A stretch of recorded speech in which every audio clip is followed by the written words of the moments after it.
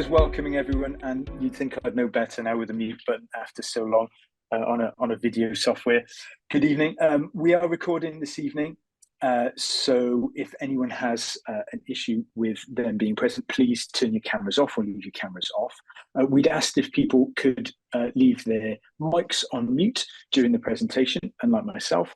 And if you have any questions, feel free to pop them in the chat, and one of our co-hosts will be able to answer you during the presentation. And other than that, the only thing we require you to do is to use the raise your hand button, which we'll do at the end when we vote for next year's committee members. So welcome everyone. This is the South Wales branch of the British Computer Society. It's Thursday the 28th, and this is our annual general meeting reviewing our 2022-23 year. We haven't had any apologies from committee members or local members for this meeting. And if anyone would like to review or has already reviewed the minutes of the last AGM, they are available on our branch website, and there was a link in our AGM call. I'll just wait a moment, and if anyone has any comments to make about the previous minutes, please do so now. Otherwise, I shall continue with the presentation.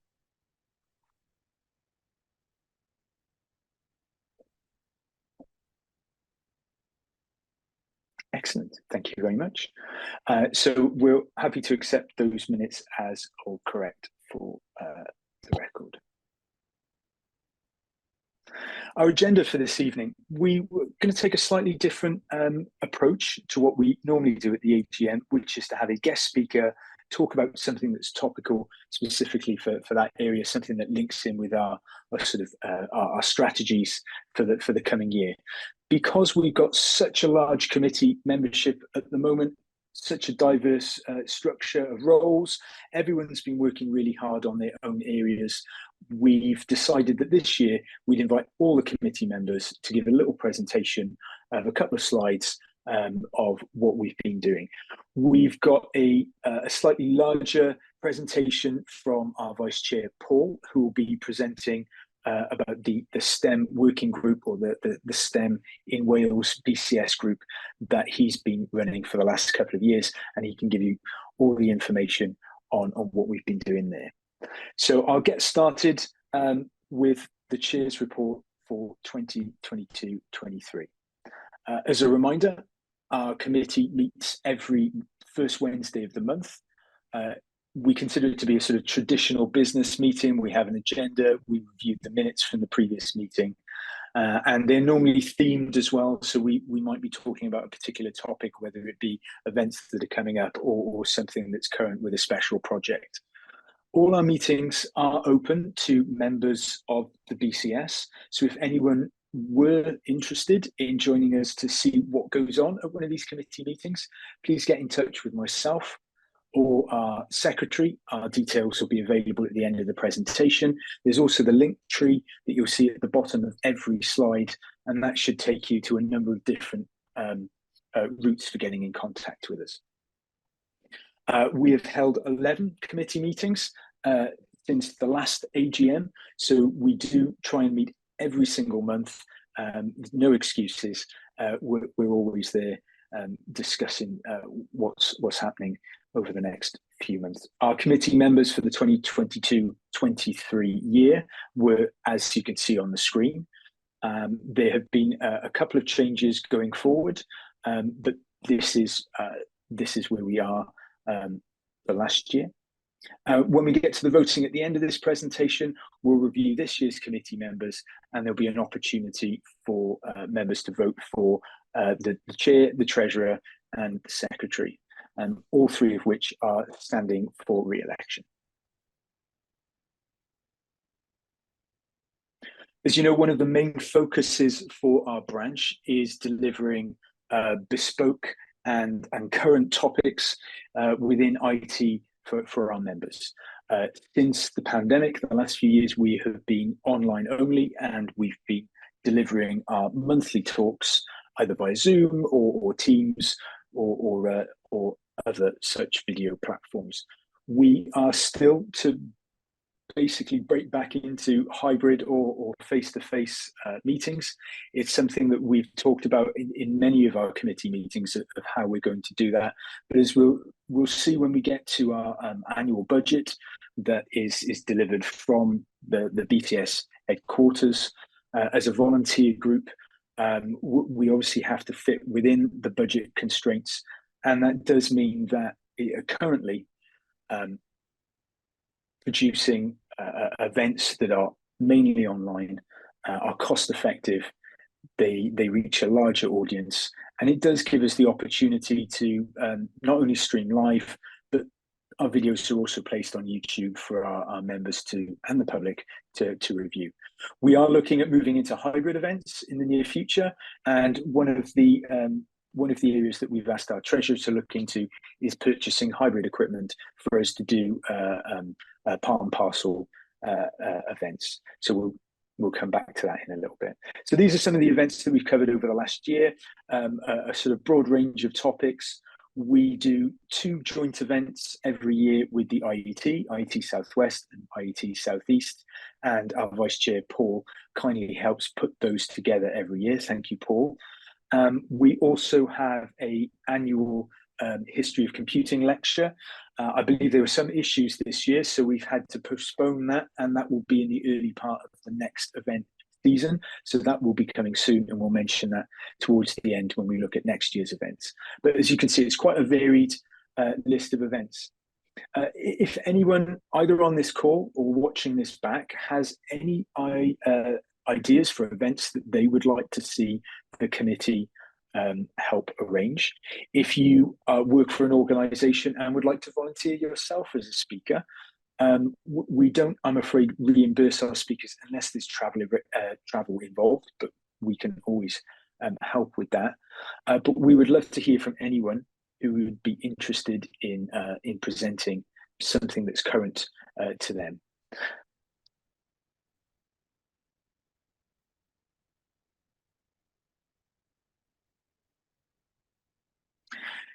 So in terms of what we do as a branch, we're very similar to the other branches around the UK, but we have had the opportunity to tie in with some of the special projects that the BCS HQ have been piloting over the last couple of years.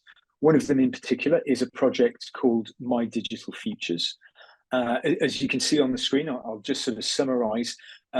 We've as the BCS as a whole, we've developed a charity arm, and that charity arm is working with young learners between the ages of 14 and 18, helping to deliver not only equipment and resources, but coaching and mentoring for those that are affected by the skills and digital diversity gap. So this gives us the opportunity through our contacts in the schools and the education system to help individual learners. I've been very fortunate. I'm helping out with the scheme as well. So I've got to meet someone from my local area as well. They're just about going into the 6th form, and it's been really nice to be able to work with them, talk about their future aspirations, and the BCS is obviously supporting them massively with moving forward with their career and their studies. So if anyone is interested in the My Digital Future project, if anyone is either interested as a member, maybe they're interested in actual coaching or mentoring, or that they are able to offer some resources for the BCS or some time to help these young learners who were involved with the scheme, again, please let us know. You've got our contact details. Drop something in the chat if you want, but we'd love to hear from you. So the BCS South Wales branch is a volunteer group. Everyone on the committee is a volunteer, and it's great to be able to give something back to the community. And this is one of those projects that really helps us to do that. One of the things we're also working towards is a new project spearheaded by our head of community, John Jeffries, part of the BCS main division. And that's looking into this idea of regional hubs. So a BCS in Wales regional hub is on the cards, and we're hoping that this would be launched in the next couple of months. The idea of the hubs, and these will be replicated right across the UK in regional areas. We're very lucky in South Wales that our region actually goes from Chepstow to Milford Haven and all the way up to the Brecons. I believe that's where we stretch through, and we are the second largest branch in the UK, second to London. So that's a really good achievement for us, not just because we work really hard to get our members involved, but because our members really put the time and effort in to being part of the BCS in this region.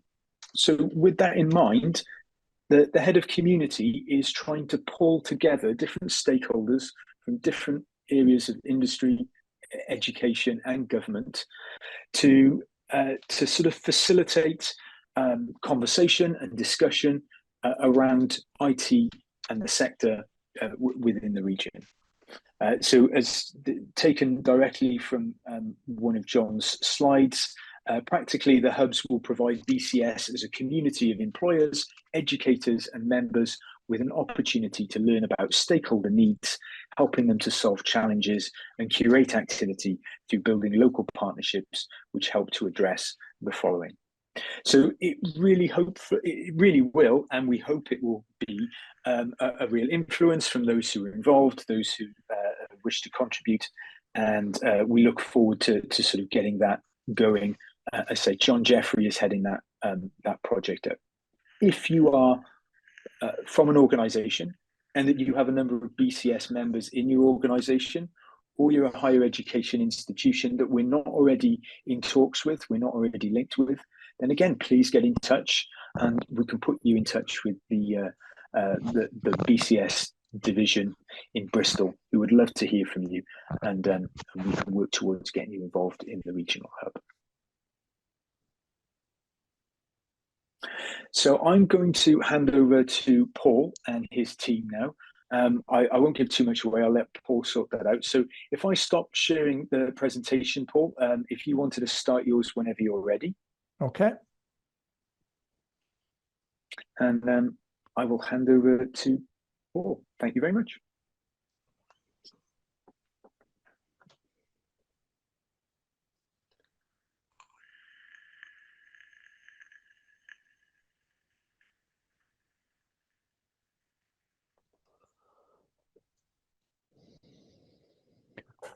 Evening, everyone. Hopefully you can all see that okay. Right, we're going to talk about, should really go back to the very first slide.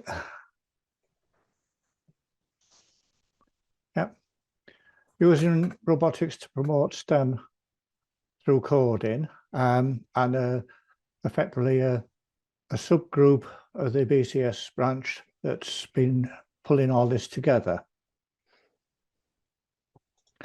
So our STEM outreach uses Lego Mindstorm robot kits to help primary and secondary school pupils to learn about computing coding in interesting and practical ways.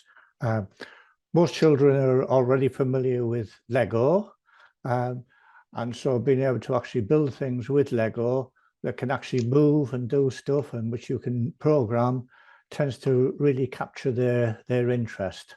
And this is what we've been building on through this working group. So how did we all begin? I was already working with schools.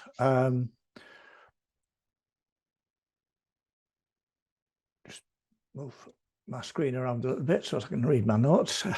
Right, promoting STEM subjects, but around 2016, offered to help with the DVLA Code Challenge, which, well, I'll mention a little bit more about that later. So this is an annual competition, and C-Science coordinator at the time was Sean Ashton, that suggested that we use the Lego Mindstorm kit to facilitate the presentation. And she organised a training session for myself and a few other the BCS branch members at the time. We enjoyed that on our day's training, and when we went to the DVLA and used it for the first time, It clearly captured the interest of the children, and it really grew from there. So we then started presenting to schools and science fairs and things, and building on that. So we started developing a larger team within the BCS to broaden our reach into the schools. And that was just starting to build, but then COVID came along, and like so many other things that it disrupted, it clearly disrupted our visits into schools, etc., that everything moved into the virtual world for a year or two. And so this put a bit of a halt to our plans. So we then sort of sat back and said, well, how can we actually keep this going? And we decided I mean, at the time, the schools were switching over to virtual learning and lessons through the screen and that. And so we talked about how we could actually develop our own lesson plan using multimedia, etc., so that we could continue to present virtually into the schools. We had the small team that had been working with the practical equipment up to then, but what we needed was to bring together a bigger set of skills to produce the multimedia that we needed. So we involved one lady, Bex, that her job was actually presenting or building multimedia training packages, etc. So she had the skills there. We had another, in fact, we actually had a couple of people that had teaching experience, and one was a practicing teacher. So she joined us, and generally we were able to pull in the various skills into the team and build a virtual lesson effectively. We then published this on the C Science STEM resource platform. STEM is an organisation that works with the schools and with the teachers, bringing STEM subjects to them. And so this is their core business, and we worked with them on that. So you probably can't see the small writing there, but basically one of the resources is lesson in robotics. It gives a bit of introduction on what it's about. There's a number of videos that they can pull up straight away, and there's also a whole load of downloads. So here we can see the various resources which they can take through. So there's a brief introduction of what the lesson plan's all about. There's then introductions for the students. There's videos that show robotics in use in the real world, as well as some of the Lego robots that people around the world have built. So it adds a bit of a fun side to it as well. The lesson plan provides additional information for the teachers that may not be familiar with IT and robotics. So it talks them through the types of things to present and how to use the videos, etc. So when we built this, we then started encouraging the schools to use this. So the STEM publicised the fact that the resource was there. Some of the schools were able to just go in and download the lesson plan and get on and use it. Other schools were a little bit wary to use it the first time, and so they were able to contact us, and we'd work with the teachers and either just help the teacher become familiar with it, or actually join the teacher virtually in the classroom and deliver it with them. In 2023, they finally started opening everything back up again, and we were able to go back into schools and start actually presenting in the physical classrooms again as well. Also, during COVID, the DVLA presentations had switched to virtual, but in 2023, we were also able to go back into there. Those that aren't familiar with the DVLA Code Challenge, this is something which goes out to schools right across Wales, and they literally get thousands of children participating in that. And then the finalists come to the DVLA Centre in Swansea, and there's hundreds come along to that, and we go and provide additional presentations and things for them to look at in between the actual competition. So here we can see this is one of our team, and he built a robot that played tic-tac-toe, which the children enjoyed playing. Most children regard themselves as pretty good at tic-tac-toe, so when they couldn't beat the computer, they found that quite frustrating. It usually ended up with a draw, but occasionally they'd make the odd mistake, as humans do, and the computer would end up winning. I mentioned about the multimedia videos, etc. And so when we're presenting, we continue to use some of the media that we've presented or built as part of the presentations that we do in the schools. Typically, we'll go in, and this is usually to a primary school, and we'll present to a full year, so typically 3 or 4 classes in that year, and we'll cover all those classes during the course of a full day's presentation with them. Apart from the schools, we also engage with the public. So we did a couple of presentations or presentation weekends at the Wrexham Science Fair in both August 2022 and 2023. We actually had some people participating virtually or again over Zoom, and some people actually on the ground there as well. So they were hybrid presentations. This year, there was something called In It Together Festival in Margam Park, which was a bit of a, well, not so many Glastonbury. Were literally thousands and thousands of people there, and we had, maybe it's not thousands, but certainly hundreds came along to our tent, which we had there to see and learn about robotics. DVL Code Challenge, I've already covered a lot of what that's about. Another area we're looking at is working with companies to help them to prepare for hosting schools coming in and seeing what they're doing. So TWI, they do non-destructive testing, but use robotics a lot for that. And they've got a research centre in Port Albert, and we're currently working to gear them up and get them ready to start inviting schools into their premises. I mentioned the In It Together. So here we can see, again, it's the tic-tac-toe one, but we had a number of tables showing different aspects of robotics, and also showing them how they could actually program and interacting with the children in programming the robots to do different tasks. We also had this little friendly robot there that sat outside at the front of our tent doing a little bit of a jig and a dance. But that certainly caught the eye of the children that tended to come over and see what it was all about. So that helped to bring them into the tent. So where do we go next?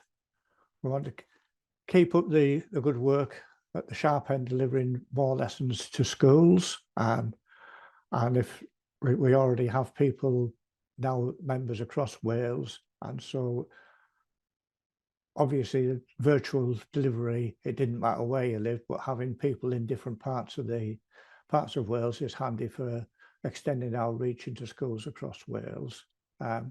So we'd like to expand the group, both the skills and the geography coverage of that group.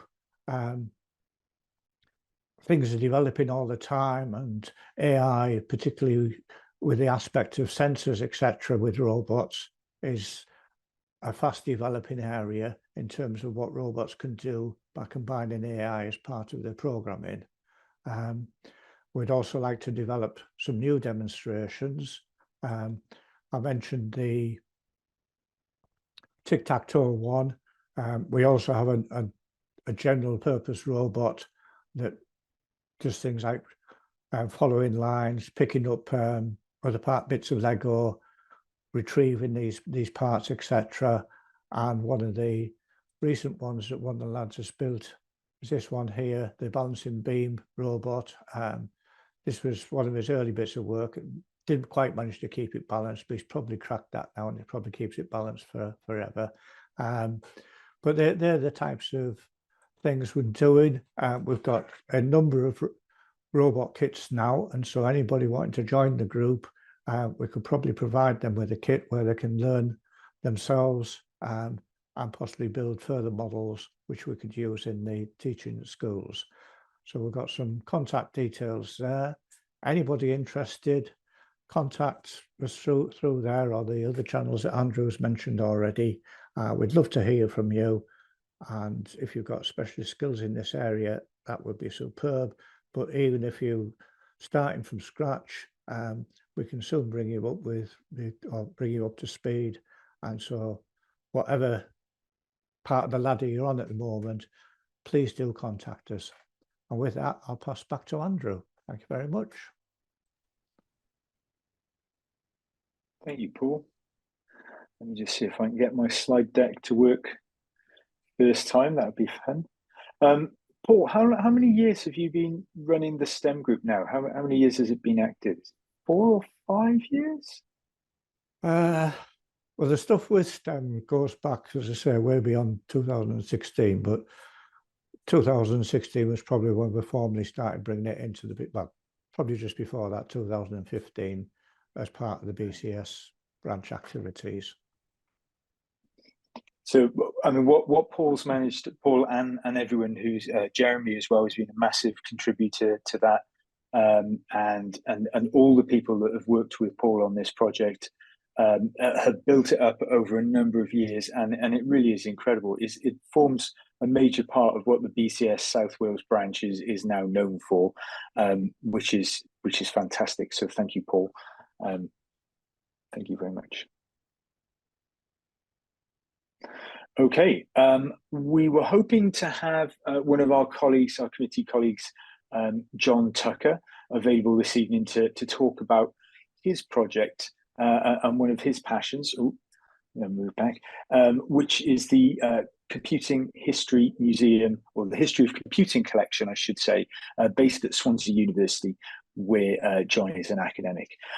He's not with us at the moment, but he has sent me a slide to add into tonight's presentation. So I will give a little bit of an introduction, but I can certainly not do as well as John would have done, just to explain a little bit about it. So please, I apologise for reading off the screen, but here are some of the details. So Swansea University's History of Computing collection is an archive, a museum, and a study centre at the university's Singleton campus. It collects equipment, software, manuals, books, amphora, and especially personal archives and testimonies. And that last part is really important to John and his heritage, or his computer heritage role within the branch. So although he's been part of the BCS for many, many years, we've encouraged him to come back onto the committee in the last sort of 12 months or so. And he's working with us on a project to, as you can see there, a joint project with the collection that he is named The Computer Revolution and Us, Pioneering People and Places. And the idea of this project, well, the aim of it is to explore the history of computing and its impact in South Wales, specifically based on the memories and experience of our members of the BCS, present and past, from archives and testimonies, personal archives, I should say, and personal testimonies that have been collected and collated by the history of computing collection over the years. And what John hopes to be able to do is paint this wonderful picture of how involved computing and technology has been in Wales for decades. One of his passions is where he talks about how involved the DVLA are, and how when it was decided that the DVLA would be based here in Wales, in Swansea, how important and how prevalent that was for the future of technology in the M4 corridor and in the region.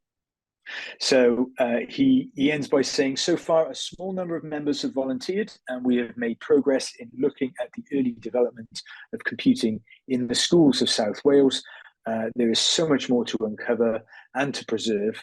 And we're very concerned about the issues around sort of GDPR and data retention. And we are worried that, for example, minutes of our BCS committee that under data retention may at some point be subject to deletion. So we're trying as hard as we can to get these sort of reappropriated as historical, so that we can keep them safe and preserve them as part of this project. So a request to our members, those on the call and those watching this back, if you are from the region and if you have any interest, personal archives or testimonies, maybe you've got stories to tell of having worked in the tech and computer science industry for years, anything that you could contribute towards this collection, or if you'd just like to know more and understand a bit more about how the BCS South Wales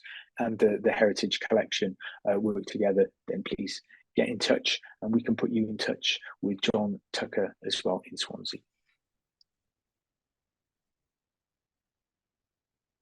So I'd now like to pass over to Jonathan A. He joined our committee this year as our branch social media and communications officer. I think he's got a number of hats, actually. I think he does a few other roles for us as well. So Jonathan, can I ask you if you've got your camera and mic ready, if you'd like to join us and go through the slides. If you'd like me to move to the next slide, just give me a nod. All right. Thanks, Andy. Hi, everyone. I'm Jonathan, as we mentioned. Yeah. So just start on the next slide. Yeah. So we have like social media accounts, although we've now like grew our following. So I decided to like put just a brief information about the purpose of social media, why we are on social media, like for brand awareness, like to increase our visibility of the South Wales branch, and also like the local and national tech community, and also to engage with our members, both current members and like trying to like get more members to our branch, and also like for knowledge sharing. To use it as a platform to share our knowledge, to like share information about what we're currently doing in the South Wales branch, and also like what other societies in other branches are currently doing, or other interest groups to like promote events, and also for networking. So these are some of the reasons why we are on social media, to like just reach a wider audience generally, to get more members, to publicize what we are doing, promote events, and to meet more people. Next slide, please. Yes, so that's just what I have. These are social media, LinkedIn. We're on LinkedIn and on Twitter. So I put the QR code there. So if you just want to take a screenshot or just scan it and follow us right away, that would be perfect. So we have a LinkedIn group where we have some of our members on it, and also Twitter. So if anyone works for you, if you're very professional or you prefer a loose kind of atmosphere, you can follow on Twitter also. Yeah, I think that's what we have for social media. Not very much, yeah. Right, and for the earlier careers advocate, so we decided to do like a survey to understand the specific challenges, aspirations, and expectations of our early careers members. So these are people who currently are probably undergraduates, graduates, or just are recently graduated, or early professionals. So to sort of like tailor our events or tailor our activities in the South Wales branch to meet some of the needs. Although the responses was a bit low, but based on the responses we received, so these are some of the survey. I can see. Yeah, so most of the people who responded to our survey are currently postgraduate students. It means that they are currently doing maybe a master's or a PhD, and followed by an undergraduate student. So postgraduate student, we have more postgraduate students in our early careers category, and then we have some other recently graduated PhD, very few members. Next slide, please.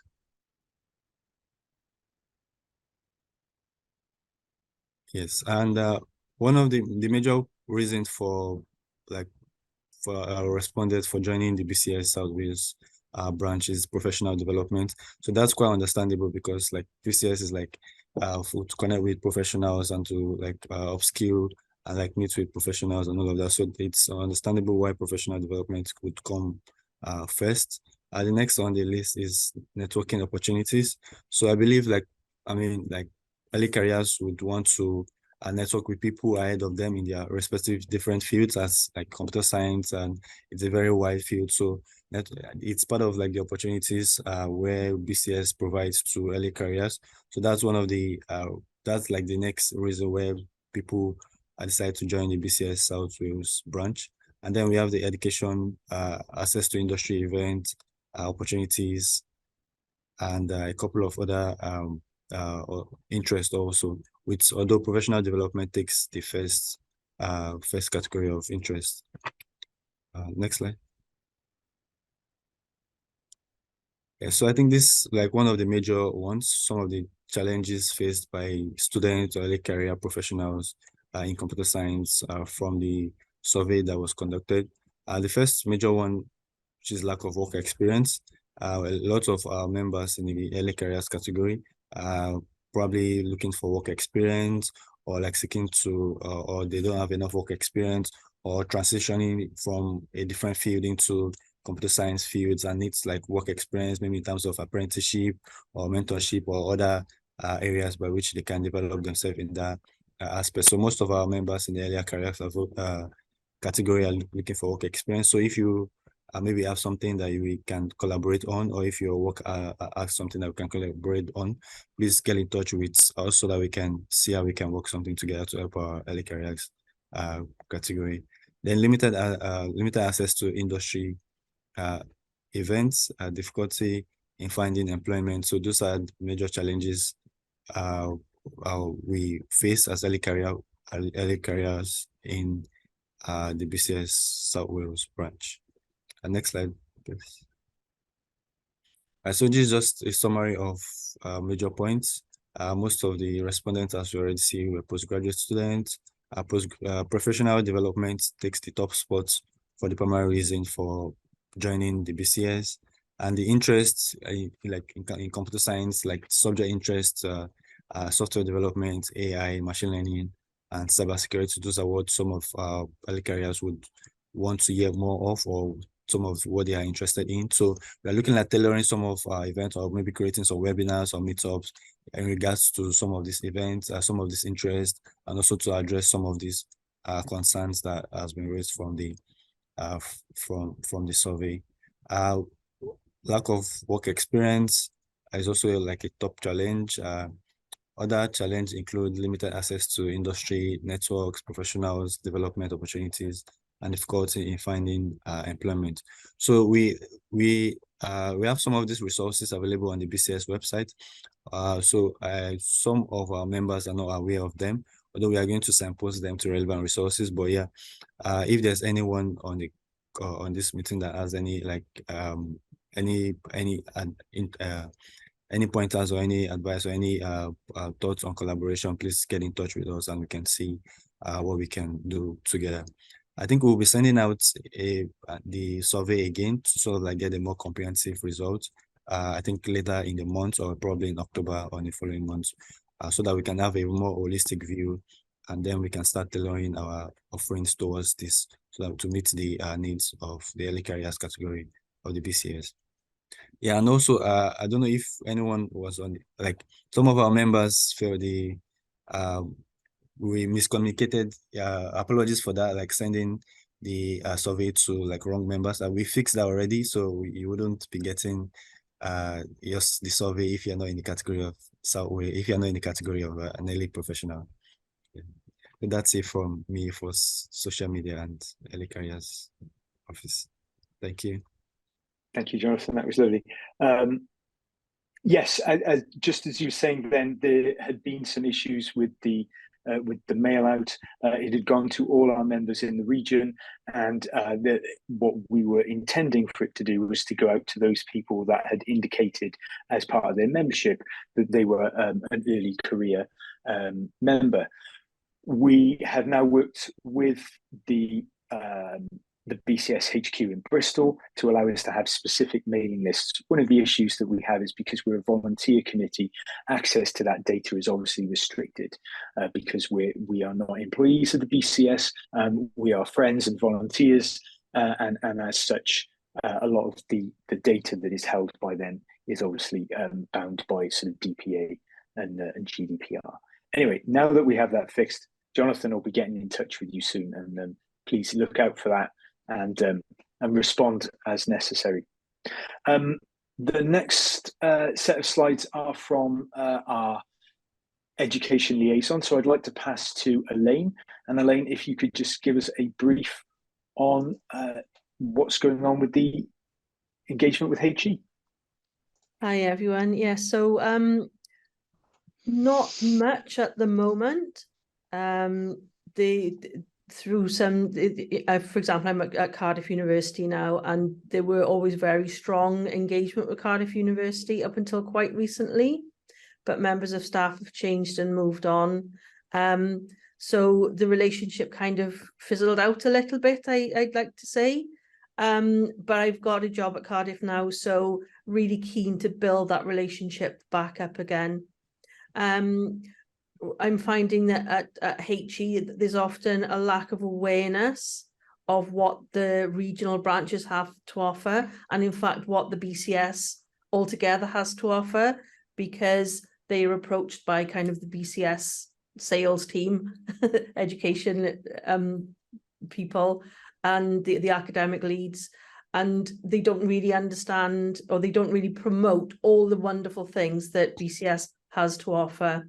So the plans are to be much more engaged with BCS at Cardiff, USW, and the other higher education institutions that are on board with BCS in the area, to promote all the things that are available to students. So I've got some really good links with our student support team now, and they're going to help promote with all this kind of stuff. And also to potentially have a few more visits from the South Wales branch, and, you know, how we can get involved. So things like hosting,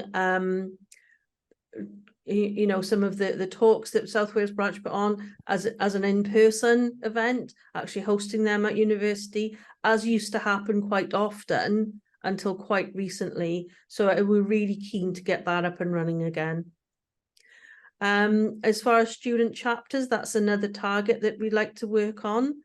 We'd like to get some student chapters in these, you know, membership groups at the higher education institutions.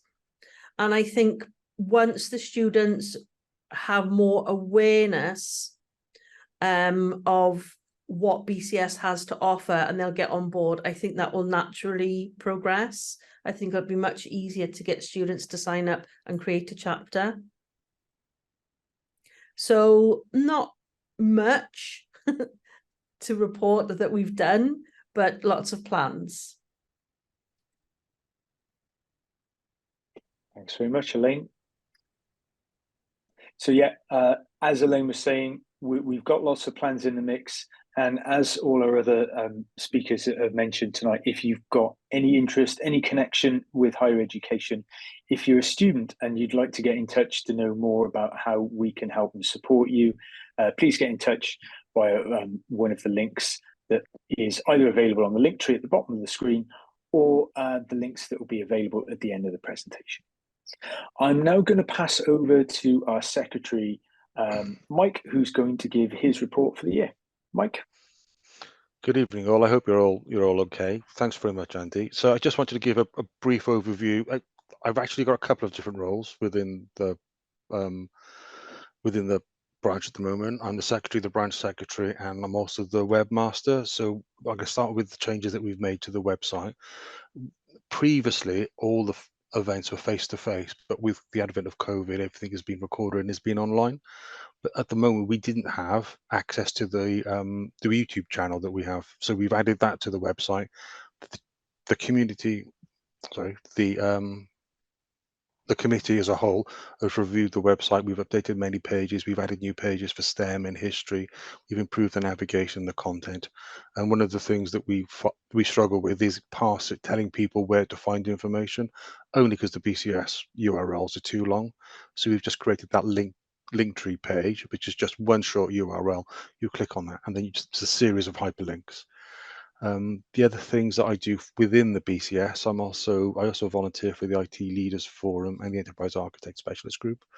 I'm also a member of the Community support committee, and with Andy, and one of the other mentors for My Digital Future, helping young people within the area get into IT.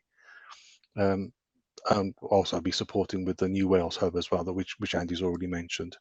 And so that's the secretary side. If we look at the branch, the member secretary, so this just gives you an idea of the number of people that we have currently within our branch. As Andy says, we are the second largest branch in the BCS, and that is predominantly driven by students at Cardiff University. They're disproportionately a member of our branch.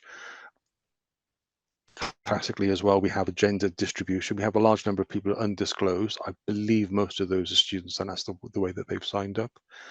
The next slide just gives you a summary of what the value changes are. The graph is useful, but it gives you some information. Just to give you some context, there was a review by the BCS where they changed the affiliate associates membership. They moved some people into professional, some people decided to end their membership. So that's why we have those grade changes. But we have got an increase in the number of additional students and more professionals. My plan for the next couple of months is to understand the reduction in fellowship. There could be perfectly benign reasons for that, but I'd like to understand why that is, just so we can try and make sure that we're supporting all our members within the group. But if you say the branch is large, it's got 3,258 members, and we cover, the geography is always a bit strange because people say South Wales, but South Wales is a bit of a unknown term.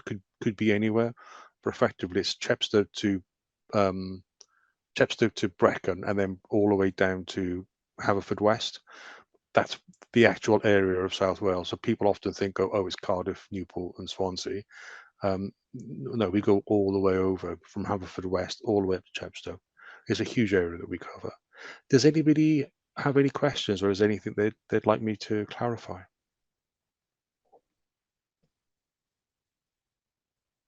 I'm going to assume that's a no. So I shall hand back to, I think it's Jonathan Fish next, isn't it? I believe so, yeah. And there were no questions in the chat either, Mike. So cool. Yeah, all good. Thank you. To chat.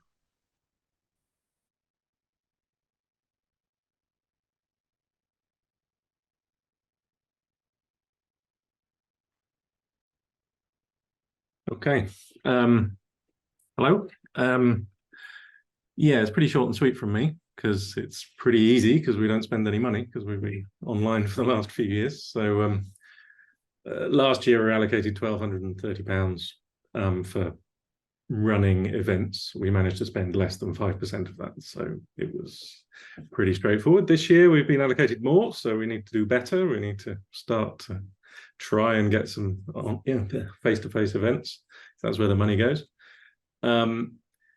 Costs for sponsorship, student prizes, other special funding items are not covered by the core funding, so they're separately allocated, separately requested. Last year we sponsored the DVLA coding competition that was mentioned earlier.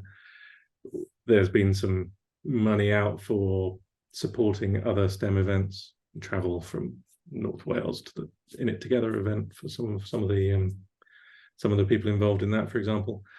I haven't listed all of that in here because it's just a bunch of numbers. It's available if it's of interest to people. And as usual, we don't charge, so we have no income projected. And next year it's the same. We're planning to sponsor the same events and have the same kind of layout for the funding. And again, we're not expecting any income because we don't charge, we don't run conference or other things. So it's very straightforward, and hopefully we can spend our budget this year, but we shall see. Thank you very much. As you mentioned there, we are looking to move back to doing more physical, face-to-face and hybrid events where we'll be able to stream live on the internet, have it recorded, and invite our members to a physical place to meet up and And really, that's something that we've missed over the last couple of years. One of the major selling points for our branch, I believe, certainly in the nearly 10 years that I've been a member, is that we've been able to sort of meet and communicate and network, and that's been a really important part of what we do. And although having our events online has meant that we're able to reach a lot more members across both Wales and the UK, and you can dip into it at any time. So if you're not available, obviously you're not able to travel, you've got access to it.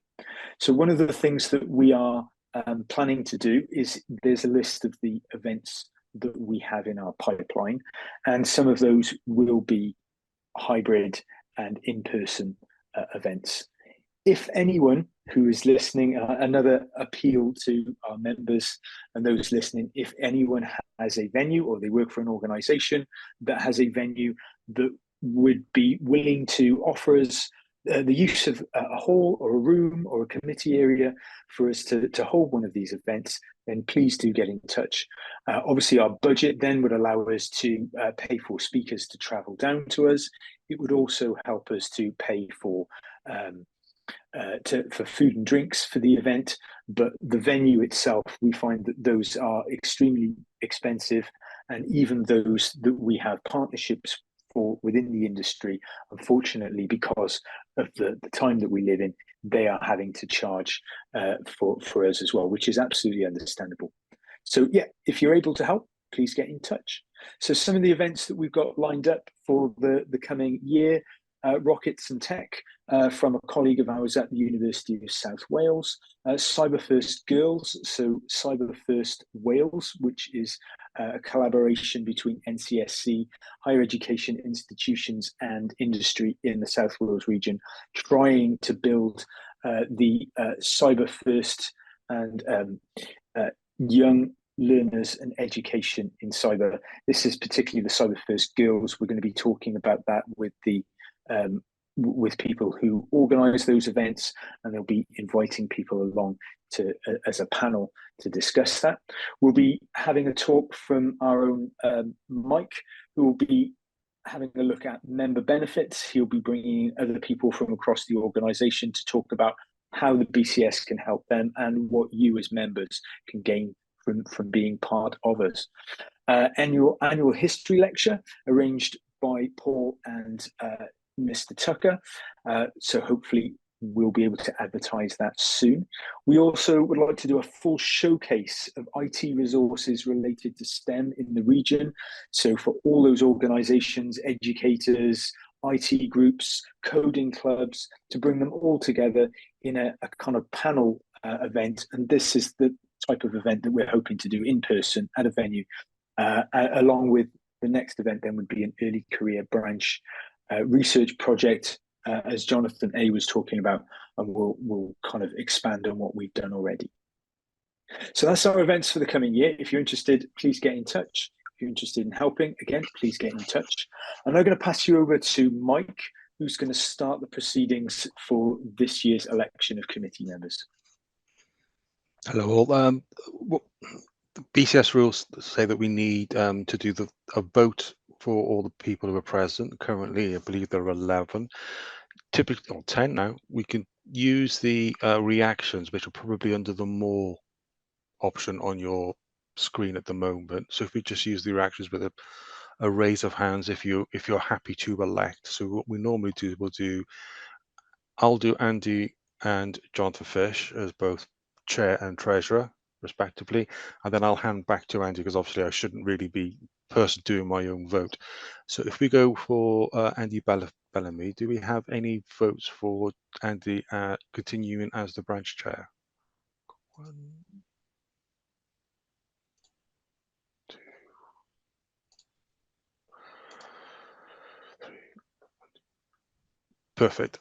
I've got 6 votes. Thanks very much. And could we have a similar vote for Jonathan Fish as the treasurer, please?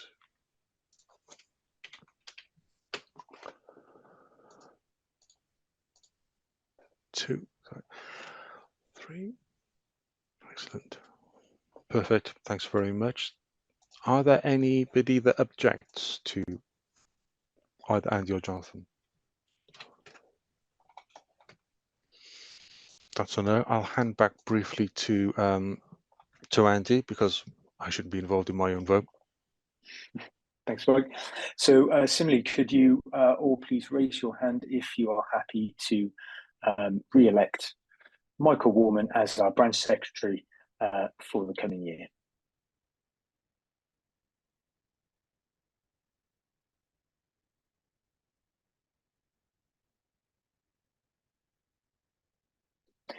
Thank you very much. That's 7 votes. Is there anyone that has any reason why they would not want or to reject the re-election? All hands are down. Thank you very much. In that case, I will hand over to Mike. Just to do the close. Oh, sorry. Yeah, sorry. Hi, Jonathan. I was finding the react button, so I didn't raise my hand for you and Fish. But if you want to come down, I didn't see the react button quickly. That's okay. We thought you were trying to tell us something, but that's fine. Thanks, Jonathan. That's lovely. Thank you very much. That's a good point. That's a good point, Jonathan. Would it help if we do the next one, if we do a little screenshot of where the buttons are, just to help people? Yeah. Yeah. Okay. They seem to have added a lot of icons at the top since I last used Zoom, and that wasn't that long ago. Yeah. But thank you, everyone. Thanks for that. I will pass over to Mike just for the close of the meeting this evening. Thanks very much. Thanks very much. So the other role, so that would be, could you put the, do we need to vote the other members on the previous slide, slide 25?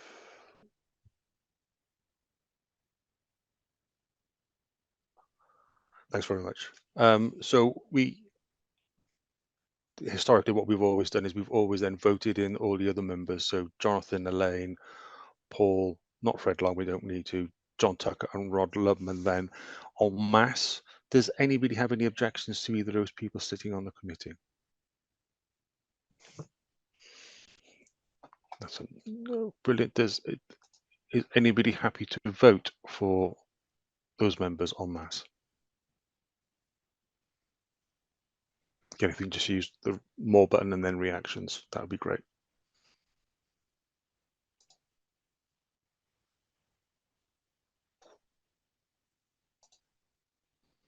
Perfect. Thanks very much. That's it from the elections. That's all the governance area sorted. Back to you, Andy.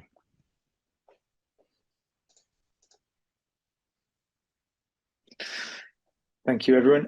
Thank you for attending the AGM this evening. We've not received any other notifications in our AGM call. We do ask that if anyone has anything else, any other business that they'd like to raise, that they let us know in advance. We've not received anything. I don't believe you've received anything either, Mike. No, nothing. In that case, all that's left to say is, again, thank you for joining us this evening for the stream, for the live stream. If you're watching this back and you want to get in touch with anyone on the committee, you can do so through the links that are available on the screen now, as well as our link tree, which is Linktree South Wales BCS. We have an active X, formerly Twitter, and LinkedIn page. So please do follow us on there if you want to keep up to date with our events and what we're up to. Other than that, thank you very much, everyone. We'll be closing this meeting now. Have a really good evening. Thanks a lot.